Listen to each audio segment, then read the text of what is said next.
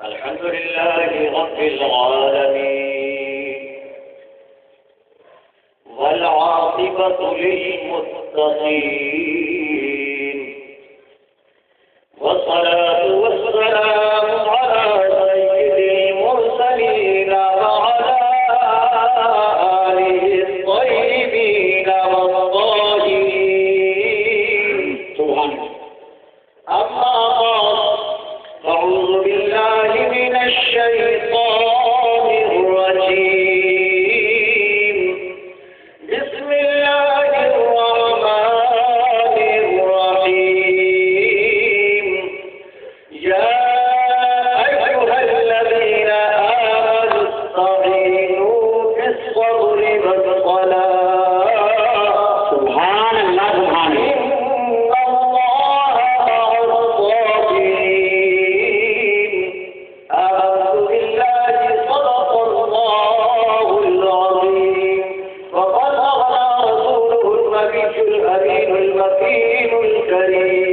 ونحن على ذلك لمن الشاهدين والشاكرين والحمد لله رب العالمين. سبحان الله سبحان الله. معزز حاضرین کرام، قرآن مقدسہ کی بہت ہی مشہور و معروف آیت کریمہ کو میں نے تلاوت کرنے کا شرف حاصل کیا. انشاءاللہ الرحمن اسی آیت کریمہ کی روشنی میں شہداء اسلام سے متعلق بالخصوص امام الشہداء سے متعلق آپ حضرات سے گفتگو کروں گا. سبحان اللہ. آپ حضرات پوری طرح بیدار حال ہونے کے لیے کتنی دیر سنیں گے؟ صبح تک اتنا بڑا ظلم مت کیجیے، فجر کی نماز بھی مجھے پڑھا دی. اب یہ کل بھی تو ہو گیا ہے. آپ حضرات جتنی دیر زندہ دلی کے ساتھ ہیں وہ زیادہ بہتر ہے. جب آپ لوگوں کو زیادہ پریشانی ہونے لگے تو فرما دیجیے گا، پروگرام کا اختتام کر دیا جائے گا. تو حضرت محترم ایک بار آپ اور محمد فضلہ کی طرف لگا کر عقیدت و محبت کے ساتھ اردو پاک کا حدیث پیش کرنے صلی اللہ علیہ وسلم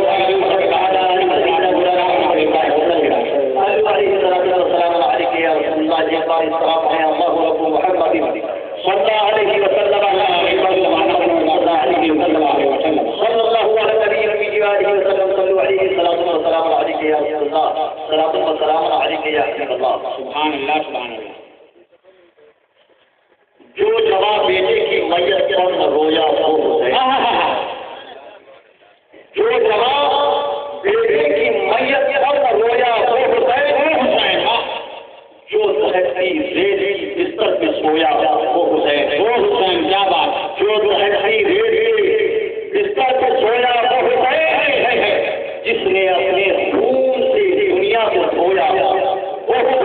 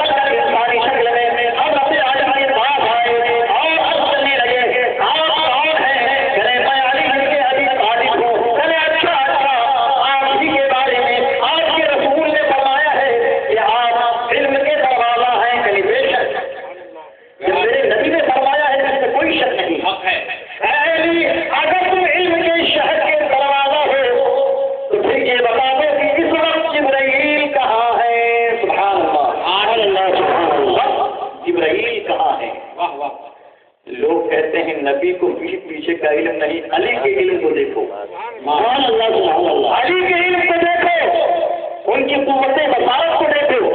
حضرت علی دائیں دیکھتے ہیں، بائیں دیکھتے ہیں، آگے دیکھتے ہیں، پیچھے دیکھتے ہیں، اوپر دیکھتے ہیں، نیچے دیکھتے ہیں، اور پھر کہنے لگتے ہیں کہ میں نے آسمانوں کو چھان ڈالا، زمین کو تحت الصراط کا علیحدہ کر لیا، مشرق و مغرب، جنوب و شمال کو دیکھ لیا، کہیں بھی جبرائیل نہیں۔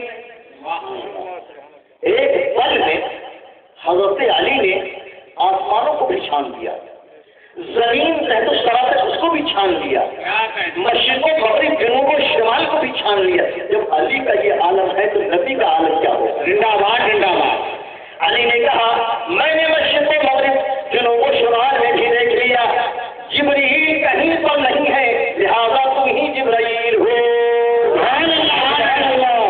تو حضرت جبریل نے کہا کہ بے شک آپ نے ٹھیک پہچانا ہے، آپ نے صحیح پہچانا ہے، میں ہی جبرائیل ہوں، میں کوئی امتحان لینے کی گھر سے آیا تھا تاکہ رسول کائنات نے اگر آپ کو علم کے دروازے کا، علم کے شہر کا دروازہ کہا ہے تو مجھے غلط نہیں کہا ہے، سبحان اللہ صحیح کہا ہے۔ حضرات گرامی، وہ علی کے مطلع مولا علی شیر خدا جن کے گھر ایک مرتبہ رسول کائنات صلی اللہ علیہ وسلم مہمان ہوئے کے لیے، سبحان اللہ سبحان اللہ سبحان اللہ، رسول کائنات اپنے داماد کے گھر مہمان ہوئے، سبحان اللہ۔ حضرت علی اپنی شریک حیات حضرت فاطمہ الزہرا بنت رسول اللہ سے جا کر پوچھتے ہیں میری شریک حیات کچھ انتظام گھر میں ہے، رسول کائنات تشریف لائے ہیں۔ رسول اللہ کی بیٹی عرض کرتی ہے اے میرے سرتاج، گھر میں تو کچھ بھی کھانے کو نہیں ہے، نہ ایک پیسہ گھر میں ہے، آپ ایسا کریں کہ میری چادر شریف کو آپ لے جائیں بازار میں فروخت کرنے اور اس سے جو کچھ مل جائے لے آئیں تاکہ اللہ کے محبوب کی تواضع کی جائے، سبحان اللہ۔ حضرت علی چادر شریف کو لے کر بازار میں لاتے ہیں، 4 درہم میں فروخت کر دیتے ہیں، کتنے میں؟ 4 درہم میں فروخت کر دیا۔ گھر میں رسول خدا مہمان، گھر میں رسول خدا مہمان ہے، چادر کو 4 درہم میں فروخت کیا ہے۔ ایک سوالی آ کر سوال کر دیتا ہے، ایک سوالی آ کر سوال کرتا ہے اے مشکل کشا، تم تو سب کی مشکلیں حل کرتے ہو، میری بھی مشکل حل کر دو، میری بھی مشکل حل کر دو۔ آپ نے وہ 4 درہم اس سوالی کو دے دیے۔ اللہ اللہ، گھر میں رسول خدا مہمان ہے، ان کی تواضع کے لیے رسول اللہ کی بیٹی نے اپنی چادر شریف کی ہے، اس کو فروخت کر کے کچھ لے آئے، لیکن شیر خدا نے اس کو بھی اللہ کی راہ میں خیرات کر دیا۔ ہے کوئی ایسا آج اپنے اللہ و رسول سے اس قدر محبت کرنے والا جو اس کے نام پر اس کی قربانی پیش کرے؟ آپ بازار جائیں، آپ کے گھر میں مہمان ہو اور آپ سے کوئی فقیر سوال کر دے، آپ کے پاس صرف چند سکے ہو، چند روپے ہو، آپ اس سے کہیں گے معاف کیجیے، بہت یا تو آپ اسے سوال کرنے کو جائیے نہیں ادھر کہیے گا، یا اگر آپ نے تھوڑی شرافت دکھائی تو یہی کہیے گا بابا معاف کیجیے۔ لیکن یہ مولا علی ہے، یہ معاف نہیں کرنے کو کہہ رہے ہیں، بلکہ ان کا تو لقب ہے مشکل کشا، جانیے مشکل کشائی کرنا، دوسروں کے سوالوں کو پورا کرنا، مولا علی مشکل کشا۔ اللہ کے نام پر وہ 4 درہم خیرات کر دیتے ہیں اور خدا کے اوپر بھروسہ محسوس کرتے ہیں، اس کا محبوب میرے گھر آیا ہے تو وہی انتظام کرے، اس کا محبوب میرے گھر آیا ہے تو انتظام بھی وہی کرے گا۔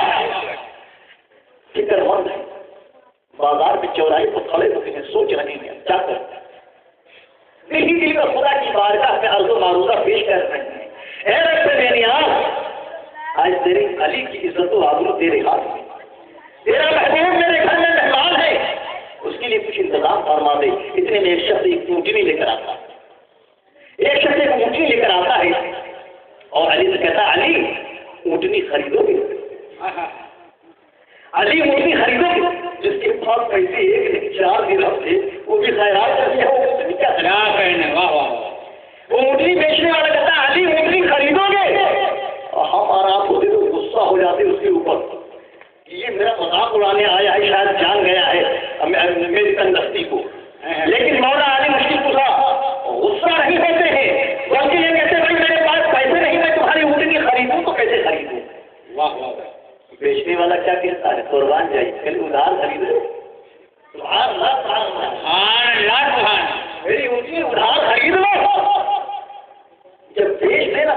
بھائی کتنے کا دے دو؟ یہ بس مجھے 200 درہم چاہیے، باقی تم جتنے میں دے دو۔ حضرت علی نے اس کی مہار پکڑ لی، اس کی لگام پکڑ لی، لے کے کھڑے ہو گئے۔ وہ اونٹنی بیچنے والا وہ بازار میں چلا گیا۔ اب حضرت علی یہ کھڑے ہوئے، کچھ ہی دیر کے بعد ایک شخص آیا، واہ واہ، اس نے کہا علی اونٹنی بیچو گے؟ اونٹنی بیچو گے؟ ہاں ہاں بیچوں گا۔ کتنے کی بیچو گے؟ تو علی نے کہا بھائی دیکھ لو، آگے پیچھے سے ہر طرف سے گھوم کر دیکھ لو، تمہیں جتنی کی لگتی ہو مناسب قیمت جو اس کی ہو اتنی دے۔ کیا بات! اونٹنی خریدنے والا ایک نظر جب دیکھتا ہے تو کہتا ہے اے علی اس اونٹنی کی قیمت 200 درہم سے کم نہیں ہے۔ علی نے کہا کہ اچھی طرح دیکھ لو، پھر فیصلہ کرنا۔ اور پھر گھوم پھر کر آگے پیچھے گھوم کر دیکھتا ہے، کہتا ہے نہیں علی تمہاری اونٹنی کی قیمت زیادہ ہے، 200 درہم نہیں بلکہ 300 درہم کی یہ اونٹنی ہے۔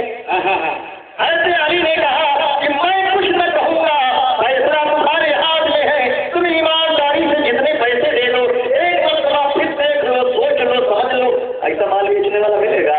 کیا بات ہے!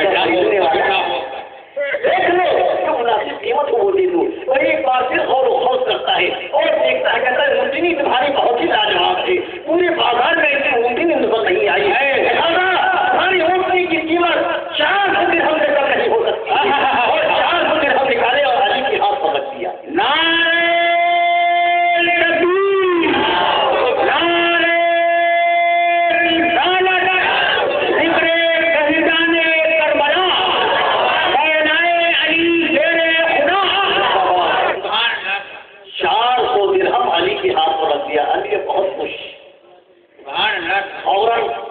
کھانے کا سامان وغیرہ جو ضروری چیزیں سے بازار سے خریدنا شروع کیا اس نے، اور 200 درہم الگ کر لیا، تلاش رہے اس کو، بازار سے خریدی چیز کو 200 درہم واپس کرتے، پورے بازار میں تلاش کیا لیکن وہ اونٹنی بیچنے والا نہیں ملا۔ وہ 200 درہم اس کے الگ رکھے، بقیہ 200 درہم کے آپ کو ضروریات کی چیزیں خریدی اور اپنے گھر تشریف لے گئے۔ سبحان اللہ، سبحان اللہ۔ رسول کائنات کے سامنے دسترخوان لگا، مولا علی بھی دسترخوان پر بیٹھے، رسول کائنات صلی اللہ تعالیٰ علیہ وسلم حضرت علی سے درخواست کرتے ہیں، اے علی کیا میں تم سے یہ بتاؤں کہ تم بازار میں تمہارے پاس اونٹنی کون بیچ گیا تھا اور تم سے اونٹنی کون خرید کر لے گیا؟ تم جانتے ہو وہ کون تھے؟ علی یہ مرتضیٰ مولا علی شیخ الانشاد فرماتے ہیں اللہ کا رسول خوب جانتا ہے، یہ بھار یہ ایمان ہے صحابہ کا، ایمانوں کا نہیں کہ اللہ کا کہنے اللہ کا صحابہ کا ایمان ہے کہ اللہ کا رسول خوب جانتا ہے کہ وہ کون تھے۔ اسی لیے تو سرکار عظیم البرکت حافظ بریلوی ارشاد فرماتے ہیں اور کوئی ذات کا تو نہا ہے بھلا، سبحان اللہ، اور کوئی ذات کا تو نہا ہے بھلا، جب مقتا ہی چھپا تو اس کرو نعرے تکبیر، نعرے رسالت،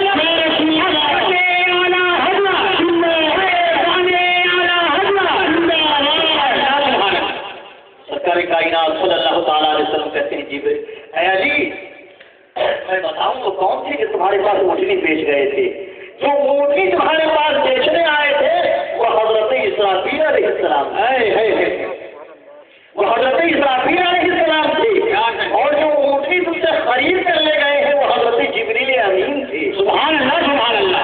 اور وہ اونٹنی جنت کی تھی، اللہ تعالیٰ نے تمہارا انتظام فرمایا، جنت کی بارگاہ میں فریاد کی زندہ باد آپ انتظام فرما دے، اللہ تبارک و تعالیٰ نے جنت کی اونٹنی کو بھیج دیا، حضرت اسرافیل تمہارے پاس بیچ گئے اور حضرت جبریل خرید کر لے گئے۔ زندہ باد، زندہ باد۔ گرامی یہ ہے مولا علی مشکل کشا رضی اللہ تعالیٰ عنہ کی ذات گرامی کہ اللہ تبارک و تعالیٰ کی بارگاہ میں اگر ایک معروضہ لگا دے تو رد نہیں ہوتا ہے، رب کائنات اس کو پورا فرما دیتا ہے۔ رسول اللہ بیٹی فاطمہ الزہرا رضی اللہ تعالیٰ عنہا کا اسی طرح کا واقعہ ہے کہ رسول کائنات صلی اللہ تعالیٰ علیہ وسلم اپنی بیٹی فاطمہ الزہرا کے گھر تشریف فرما ہوئے، سبحان اللہ، سبحان اللہ، حضرت فاطمہ الزہرا بے چین ہو جاتی ہیں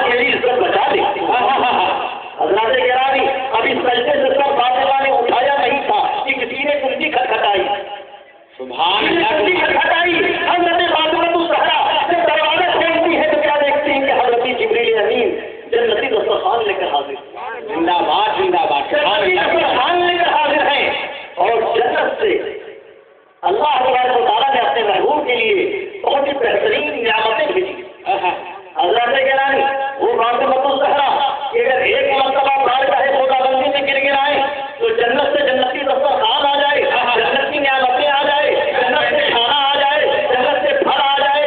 ارے مولا علی اگر بارگاہ خدا بندی میں 4 درہم خیرات کر دیں اور گر گرائیں اس کے بدلے میں اللہ 400 درہم دے دے، ان میں اتنی پاور، جب وہ اتنی مستجاب الدعوات مولا علی ہے، جب اتنی مستجاب الدعوات فاطمہ الزہرا ہے تو امام حسن اور امام حسین کی مستجاب الدعوات ہونے کا کیا عالم ہو؟ سبحان اللہ، زندہ باد زندہ باد زندہ باد زندہ باد۔ آخر تو حسن و حسین کی رگوں میں مولا علی کا ہی خون دوڑ رہا تھا، فاطمہ الزہرا کا دودھ خون بن کے دوڑ رہا تھا۔ سبحان اللہ، سبحان اللہ۔ وہ حسن و حسین جس سے رسول کائنات اس قدر محبت فرمایا کرتے تھے، اس قدر محبت فرمایا کرتے تھے کہ اگر حالت نماز میں حضرت حسین اینٹ پر اگر سوار ہو جائیں تو آپ سجدے کو لمبا کر دیتے تھے، سجدے کو طول دے دیتے تھے۔ آج لوگ کیا کہتے ہیں کہ نماز میں کسی کا خیال آنے سے نماز خراب ہو جاتی ہے، معاذ اللہ معاذ اللہ۔ نبی تو حسن و حسین کا خیال آیا، حسن و حسین کا خیال آیا، کبھی انہوں نے سجدے کو لمبا کر دیا۔ زندہ باد زندہ باد۔ جب خیال آیا تبھی تو سجدے کو لمبا کیا، اگر خیال نہ آیا ہوتا تو سجدے کو لمبا نہ کرتے۔ حضرات گرامی، جب حسن و حسین کا خیال نبی کو آیا اور جب نبی کو حسن و حسین کا خیال آیا تو نبی نے سجدے کو لمبا کر دیا۔ وہی گستاخ امتی کیا یہ کہہ سکتا ہے کہ نبی کا وہ سجدہ ہوا یا نہیں؟ نبی کا وہ سجدہ ہوا یا نہیں؟ لیکن ایک ایمان والا، ایک سچا امتی آپ کو یہی بتائے گا کہ نبی یہ کائنات، رسول کائنات کا وہ سجدہ جس میں حسن و حسین عید پر سوار ہو گئی تھی، اگر اس سجدے کے ایک پلے میں رکھا جائے اور آسمان و زمین کو دوسرے پلے میں رکھا جائے تو وہ سجدے والا پلہ بھاری ہو جائے۔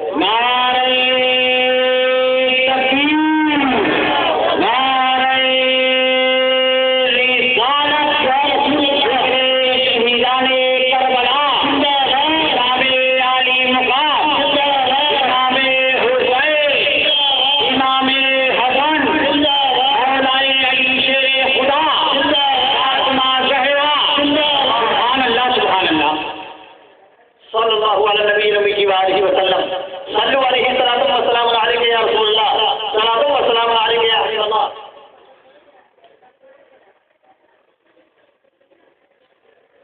سبحان اللہ سبحان اللہ صلی اللہ تعالیٰ علیہ وسلم، صلی اللہ علیہ نبی علیہ صلی اللہ علیہ رسول وسلم۔ کائنات صلی اللہ تعالیٰ علیہ وسلم حسن و حسین سے اس قدر محبت فرما رہے ہیں جو عبادت اللہ کی رضا کے لیے کی جاتی ہے، جو سجدہ خاص اللہ کے لیے کیا جاتا ہے، اور رسول کائنات ارشاد فرماتے ہیں کہ جب تم نماز پڑھا کرو تو نماز کی حالت میں تم یہ سوچ لیا کرو کہ تم رب کائنات کے حضور حاضر ہو، کیا کہنا رب کی بارگاہ میں حاضر ہو اور رب تمہیں دیکھ رہا ہے۔ جو اپنی امتی کو حکم دیا جا رہا ہے کہ تم اپنی نمازوں میں خشوع پیدا کرنا چاہتے ہو، خشوع پیدا کرنا چاہتے ہو تو اپنے خیال دل میں یہ خیال کرو کہ خدا مجھے دیکھ رہا ہے، خدا کی بارگاہ میں ہوں تو نبی کو بدلنے اولا ہم سے زیادہ خدا کی بارگاہ میں کیا کہنا ہم لوگ ہمارا تو صرف تصور رہے گا، نبی کے سامنے تو تمام ہدایات اٹھے رہیں گے۔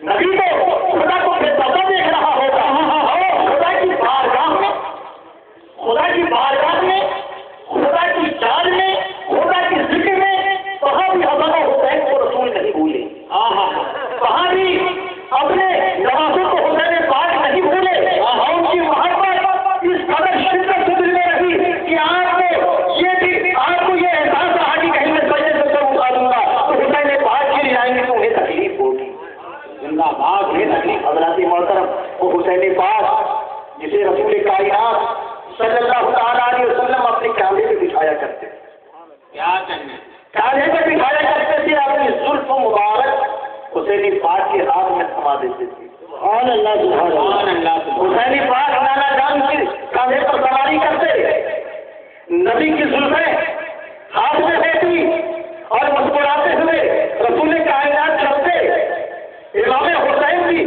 خوشی میں جھومتے اور مسکراتے، رسول کائنات مسکرا رہے ہیں، حسین پاک مسکرا رہے ہیں، لیکن دونوں کے مسکرانے پر اگر غور کیا جائے تو علماء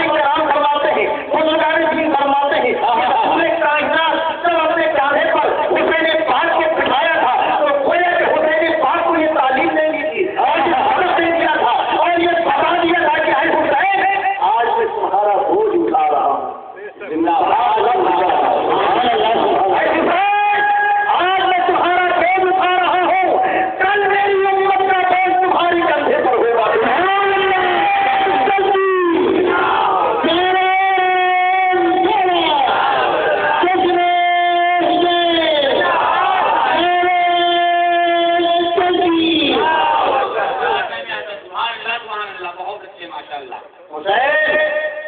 آج تمہارا بوجھ میرے کندھے پر ہے, کل میری امت کا بوجھ تمہاری کندھے پر ہوگا. کیا کہنے. رسول پاک نے اپنے زلفے اپنے نواسے حسین کے ہاتھ میں دے دیا, گویا یہ تعلیم دے رہے ہیں, اے حسین آج میں تمہاری آرزو پوری کر رہا ہوں. سواری بن گیا ہوں, تمہیں گھوڑی کی سواری کی ضرورت ہے, تمہیں لگام بھی چاہیے. دیکھو میں سواری کا تمہیں کام سے کام آ رہا ہوں, اور اپنی زلفوں کو تمہیں پکڑا دیا ہے تاکہ تمہیں لگام کا کام آئے. سمجھ لو یہ تمہاری سواری کی لگام تمہارے ہاتھ میں نہیں ہے, بلکہ میری امت کی لگام تمہارے ہاتھ میں ہے.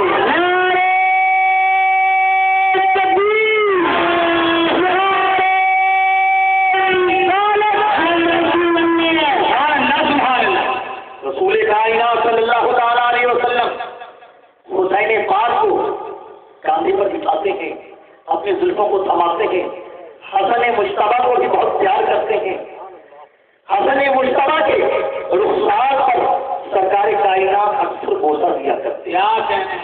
حسن مجتبیٰ کی پیشانی پر بوسہ دیا کرتے تھے, اور حسین پاک کے گلوے مبارک, حسین پاک کے گردن مبارک پر سرکار کائنات بوسہ دیا کرتی تھی. اس لیے سرکار کائنات کو یہ خبر تھی کہ وہ جگہ ہے جہاں پہ خنجر چلے گا.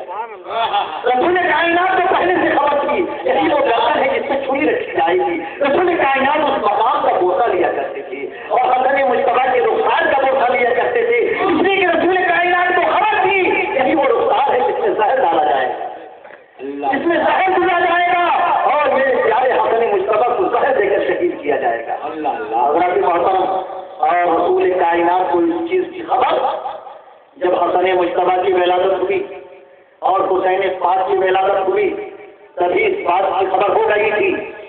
حسن مجتبیٰ اور حسین پاک کی ولادت 1 سال آگے پیچھے, 1 سال چھوٹے بڑے ہیں حسن مجتبیٰ اور حسین پاک.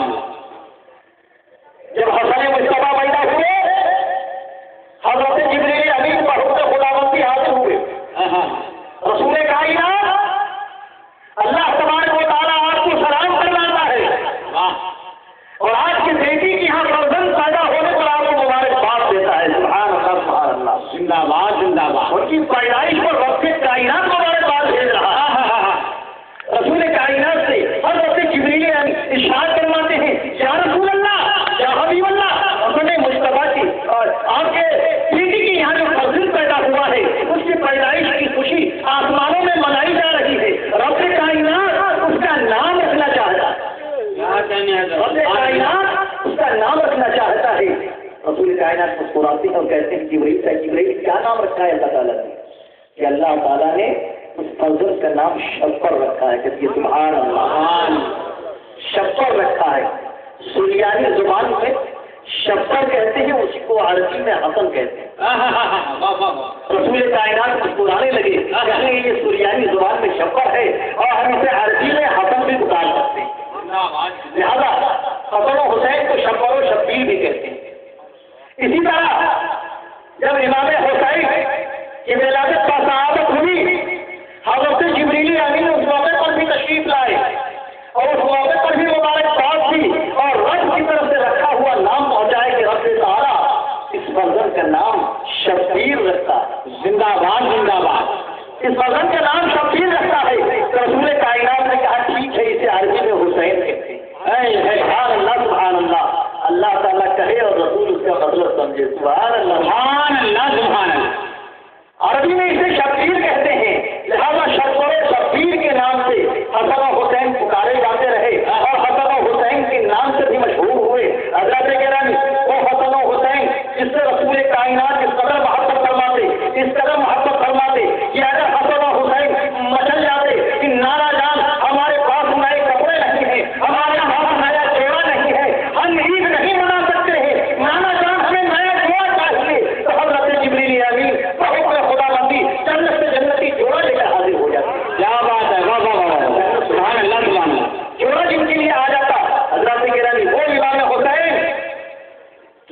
گھر میں اگر حضرت جبریل بھی تشریف لاتے تو بغیر اجازت گھر میں داخل نہیں ہوتے. کیا کہنے حضرت. حضرت جبریل بھی حسین پاک کے گھر میں بغیر اجازت کے داخل نہیں ہو سکتے. اس لیے استاد زمان کیا ہی خوب ارشاد فرماتے ہیں کہ اجازت ان کے گھر